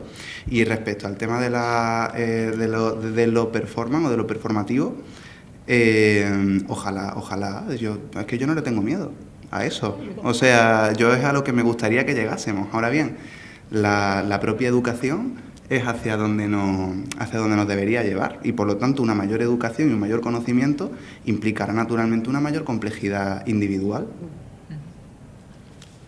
Bueno, yo tenía una pregunta, no sé si me transmite. Sí. Yo tenía una pregunta para Jesús que me viene muy bien este debate porque iba un poco en esta línea. ¿En qué sentido utiliza el término performance al preguntar que si nos vamos a convertir en una performance de nosotros mismos, precisamente cuando el término de performance o en la teoría de la performatividad lo que viene a decir es que el sujeto es el efecto de una reiteración ritual, o sea, es un efecto de verdad, no una verdad. Sin embargo, creo que en este debate en general representa una idea del individuo como en la cual al sujeto no le otorga como estas características, ¿no? ¿Qué características en particular? Porque es un efecto que el sujeto en la producción es un efecto de verdad, pero no es una verdad. Esa teoría de la performatividad lo que viene a hablar es de la crítica a ese yo interno y a ese mundo externo, ¿no? A esa autenticidad de la que se habla, que dice que la parodia no parodia lo auténtico, sino la propia parodia. Yo creo que depende de cómo lo vayas a enfocar, es decir, en el caso, por ejemplo, de lo que decía Azucena, ¿no? De la persona como máscara, es decir, el prosopón latino, aunque luego también ha hablado del individuo como medida, que ya nos vamos a Protágoras, pero yo creo que son cosas diferentes, pero en el caso de la performance, hay, por ejemplo, ¿no? ¿A qué tipo de performatividad nos vamos? ¿Nos vamos al teatro balinés y nos vamos a la posición de Antonin Artaud respecto a la escenificación del yo, respecto a esa ritualidad que existe con lo místico, con una verdad universal? ¿O es el yo la verdad? Porque si el yo es la verdad, entonces la materialización de mi ser, de mi identidad, es lo performativo. Y por lo tanto, tu individualidad, tu día a día, tu cotidianidad, sería una performance de ti misma, que se encajaría dentro de esa concepción de la performance, digo, de la individualidad de la que estábamos hablando y de la máscara latina. También por eso preguntaba en qué sentido lo utilizas, porque creo que es muy distinto al sentido que propone, por ejemplo, Wagner, ¿no? O sea, Por ejemplo, ¿tú eres lo que tú vistes ahora? es que yo no considero que... No me encuentro en una posición en la cual considera al sujeto ente coherente, ni desde luego auténtico, ni para nada individual. O sea, ¿Qué sujeto no tiene individualidad? creo que el individuo es una acción y que no podría defender que yo soy lo que he visto, porque no podría defender que yo soy nada. O sea, y creo de hecho que parte de esa nada, ¿no? Que vivimos, ese estado en el que parece que no hay nada que se exprese, o etcétera, que no está comentado antes, yo estoy comentando mucho peor, que creo que parte de eso lo que tiene que ver más con una narrativa del individuo capitalista que de repente se vuelve prácticamente radical y que choca con la realidad de que las personas no son más que los efectos de las cosas que les rodean. O sea, creo que tiene más que ver con eso, con que la gente no se exprese, con que haya un yo más auténtico, sino quizás con una contradicción entre la narrativa del individuo y la realidad de las personas. Pienso incluso que Calderón lo tenía claro. Vamos, Calderón está allá. Bueno, que decía que yo pienso que Calderón lo tenía claro, ¿verdad? Cuando hace aquel maravilloso soliloquio de Segismundo, ¿verdad? Que en este mundo todos somos lo que somos, aunque ninguno lo entiende, ¿verdad? Y la verdad es que muchas veces tendemos a pensar en el yo como algo monolítico, pero la verdad es que nosotros cambiamos continuamente debido a una serie de intersecciones, ¿verdad? La intersección de la edad, de la capacidad física, de la raza, de la lengua, de la educación. Entonces, en muchos periodos de nuestra vida nosotros somos otras personas. Y ese en parte es uno de los trabajos de nosotros cuando investigamos, es ver en qué periodo de la vida está tal autor, porque en este periodo hizo ciertas cosas y en este periodo hizo otras. Pasa con los pintores, cuando hablamos de Picasso, la rosa, la azul, la cubista.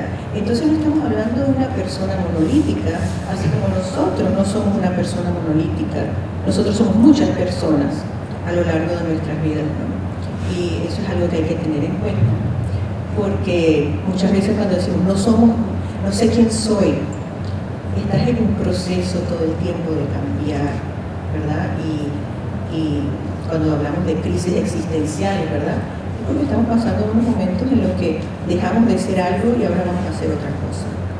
Es un continuo reconstruirse y identificarse, ¿no?